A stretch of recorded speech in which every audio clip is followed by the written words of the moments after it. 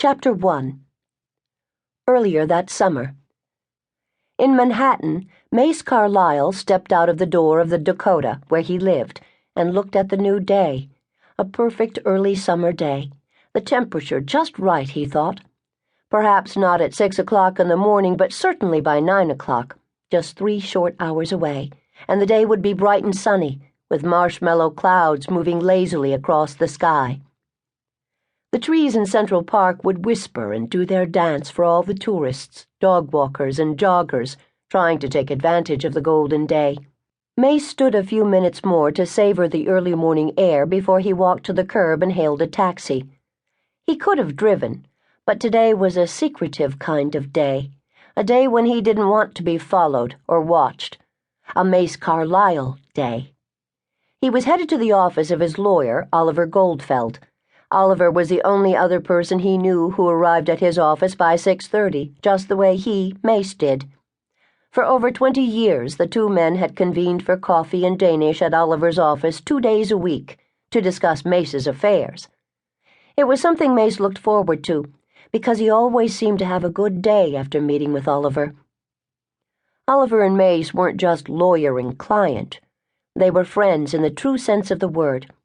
While Mace wasn't Oliver's only client, he was his biggest and richest client.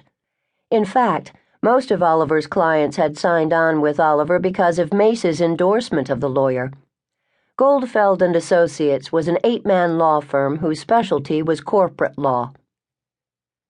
It was 6:25 when Mace stepped out of the elevator and walked to the plate glass doors he knew would be open. No one else would be in the offices yet, so they would have the place to themselves. The reception room was neither lavish nor shabby. There were shiny green plants and a lot of mahogany. The lighting was subdued and the carpeting soft. Once, years ago, Mace had told his friend that he needed to slick up the place, and this was the result. Mace looked up at the sound of footsteps coming down one of the halls. He fixed a smile he wasn't feeling onto his face and moved forward. Some people meeting both men for the first time might take them for brothers, or at least close relatives. Both men were tall, 6'2" and 3. Both weighed in at 170 or thereabouts. Both liked to dress in custom-cut Savile Row suits.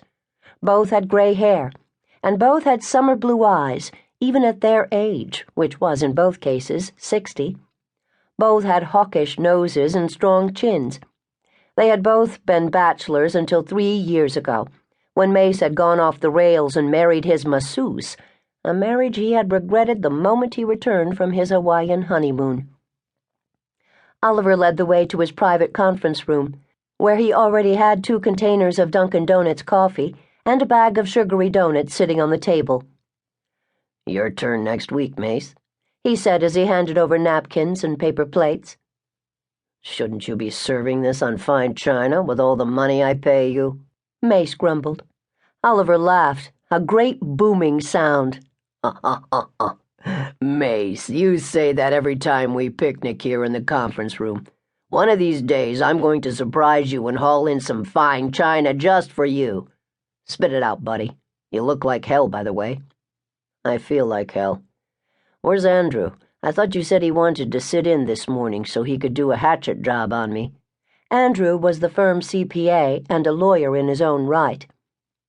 "It's his turn to carpool this morning. I don't know what more he can say except to say it in person. I faxed his report to your office. You need to get rid of her, Mace, before she does a number on you from which you cannot recover. Wall Street is already rumbling, but then you know that. I have the divorce papers drawn up. They just have to be filed and served on her. I did the restraining orders for her and her son.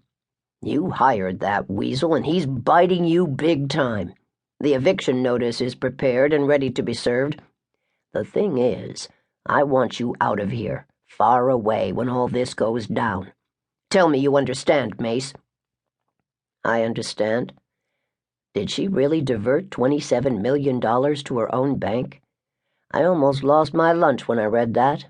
Yes, I know I never should have put her son in charge of the legal department.